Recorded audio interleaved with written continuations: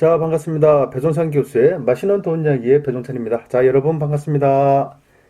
돈이 되는 저평가 아파트를 고르는 방법에 대해서 한번 강의를 한번 해보도록 하겠습니다. 먼저 이 최고의 장사라는 거는 뭐 남는 장사죠. 그래서 주식 같은 경우에는 우량주를 저가에 매수를 해서 고가에 파는 거. 참 말은 쉬워요. 그죠? 말은 쉬워. 예. 그리고 이 장사도 마찬가지죠. 물건을 싸게 사가지고 이제 비싸게 파는 거.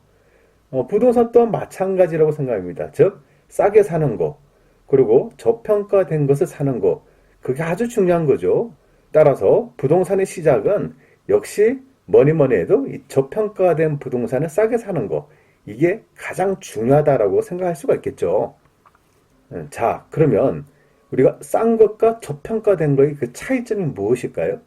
오늘은 이 차이점부터 먼저 간단하게 설명 한번 해드리면, 이 싸다라는 거는 싼 거야.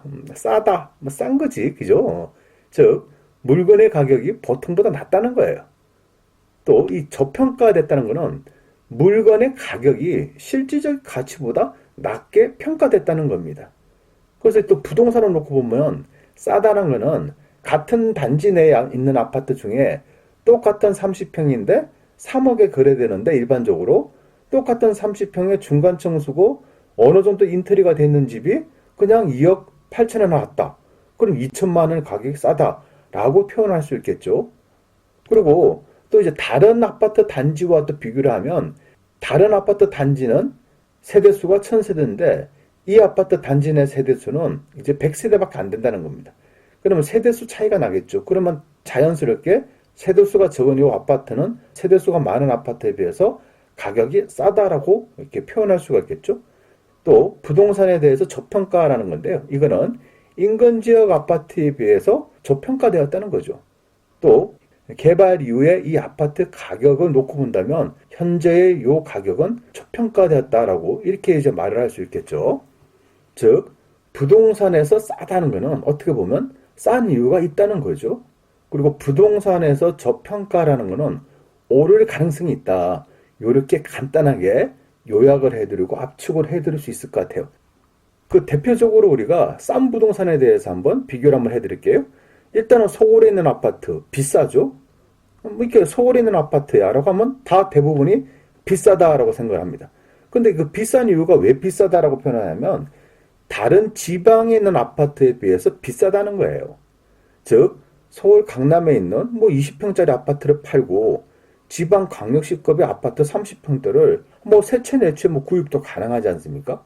그거는 왜 그러냐라니까, 서울의 아파트가 비싸고 지방의 아파트가 싸서 그래서 구입이 가능하다는 거죠. 그리고 1000세대에 있는 아파트하고 30세대밖에 안 되는 아파트하고 가격 차이는 분명히 나야 되겠죠.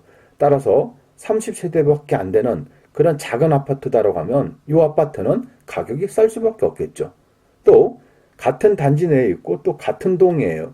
근데 중간층에 있는 아파트 가격하고 1층에 있는 아파트 가격하고 요거는 가격이 같을 수가 없겠죠. 도로를 접한 토지, 도로를 접했기 때문에 가격이 비싸겠죠. 근데 맹지, 가격이 싸죠. 요렇게 이제 이해를 하시면 싼 부동산이라는 것에 대하여 이제 많은 공감을 하실 거라고 생각합니다. 즉, 부동산에 있어서 싸다라는 것은 반드시 싼 이유가 있다는 거죠.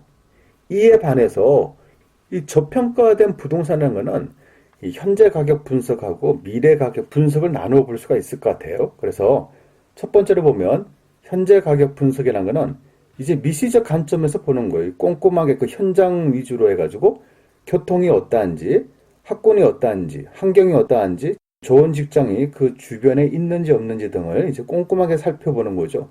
그래서 이렇게 꼼꼼하게 살피는 이유는 뭐니 뭐니 해도 수요라고 볼 수가 있겠죠. 즉, 내가 아파트를 팔고 싶을 때 매매에 대한 수요가 있는지 없는지, 또 내가 세입자, 다른 세입자를 구해야 되는데 이 전세에 대한 수요가 있는지 없는지, 그리고 나는 이 작은 아파트를 샀는데 전세보다는 월세를 노리고 샀다. 그러면 월세 세입자들이 있어야 될 거 아닙니까? 그래서 월세 수요가 그 지역은 있는지 없는지, 이런 부분에 대해서 꼼꼼하게 좀 살펴보셔야 되겠죠. 그 다음에 이제 그 아파트를 놓고 이제 분석이 끝났다면 인근 아파트와 이제 비교를 해야 되겠죠. 그래서 요 아파트는 한 평당 가격이 얼마다. 그래서 인근 있는 아파트에 비해서 가격이 뭐 100만 원, 200만 원이 저렴하다. 그런데 지금 그 옆에 있는 아파트 가격이 한 평당 뭐 200만 원, 300만 원 올랐다. 그런데 요 아파트 가격이 아직 예전 가격에 그대로 거래가 된다. 그러면 가격이 덜 올랐으니까 이거는 저평가됐다고 볼 수가 있겠죠. 또 요럴 경우에는 수익은 이렇게 큰 수익을 노릴 수는 없을 것 같아요. 다만 다른 아파트에 비교를 해가지고 현재 우리 아파트가 저평가됐다라고 보니까 요거는 단기적으로 볼 때 요 금액 갭이 좀 채워질 수 있는 그런 가능성이 아주 높다라고 볼 수가 있겠죠.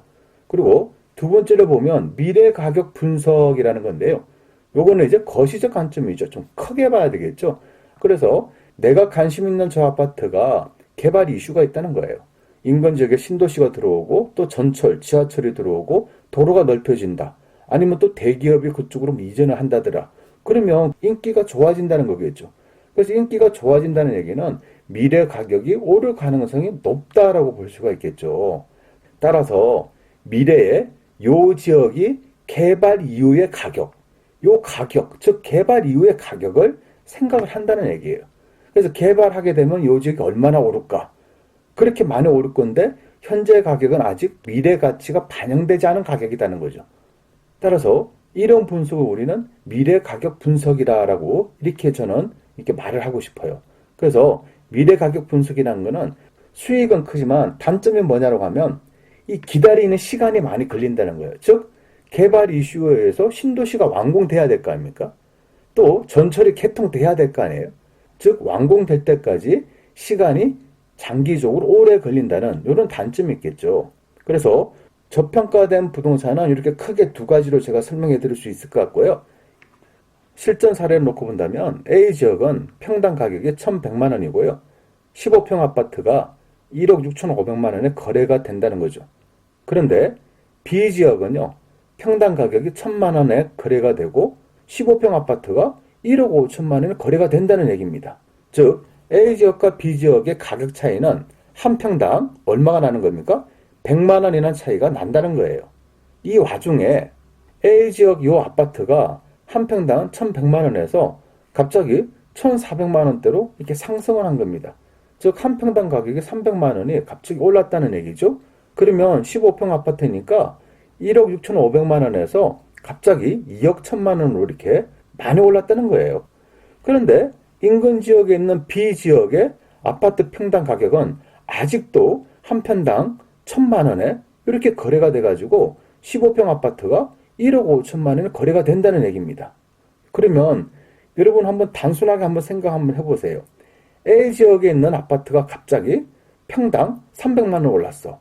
그럼 B 지역도 인근 지역이니까 가격에 영향을 미칠 수 있겠죠. 그러면 가격에 영향을 미친다는 거 알고 있는데 이 지역에 대해서 답사를 가보고 평당 가격을 분석을 해보니까 아직도 예전 거래 금액대로 거래가 된다는 거예요. 그러면 요 B 지역의 아파트는 뭐다? 저평가가 되었다라고 볼 수가 있다는 거죠. 그러면 우리가 이 저평가된 부동산을 분석을 할 때 두 가지로 분석을 한다고 그랬죠? 현재 가격 분석을 하고 또 미래 가격 분석, 이 두 가지로 한번 분석을 한번 한다는 거죠. 그래서 현재 가격 분석을 한번 해드리면 A 지역에 있는 아파트 평당 가격이 1,100만 원에서 한 평당 300만 원 올랐기 때문에 요 B 지역의 평당 가격도 1,000만 원에서 300만 원 올라서 한 평당 1,300만 원까지 올라갈 수도 있다는 거 아닙니까? 그러면 한 평당 1,300만 원 곱하기 15평 하게 되니까 매매 금액이 1억 9,500만 원까지 상승할 수도 있겠구나라고 이렇게 우리가 평가를 한다는 거죠. 물론 뭐 최대한으로 1억 9,500이라는 거예요. 왜냐하면 A 지역과 B 지역은 항상 일정한 금액, 한 평당 금액 차이가 났으니까 그 범위를 월등히 초과하기는 어렵다는 거죠. 그리고 만약에요, 요 A 지역보다는 B 지역이 GTX의 영향이 더 많다.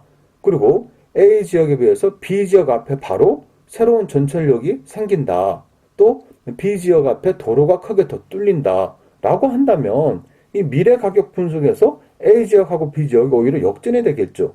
그래서 미래 가격 분석으로 놓고 본다면 만약에 B 지역의 개발 이슈, 즉 미래 가치가 더 높다라고 하면 오히려 A 지역에 있는 가격이 최저점이 되는 거예요. 그리고 B 지역이 오히려 더 부동산 가격이 A보다 더 많이 상승할 가능성이 더 높다는 거죠. 그렇게 본다면 A 지역의 15평 아파트가 현재 2억 1천이라고 하면 오히려 B 지역에 있는 아파트가 최저가 2억 1천만 원이 될 가능성이 높다는 거죠. 자, 이상까지 오늘 저평가된 아파트를 고르는 방법에 대해서 한번 강의를 한번 해드렸습니다. 이상까지 배종찬 교수의 맛있는 도움이었습니다. 감사합니다.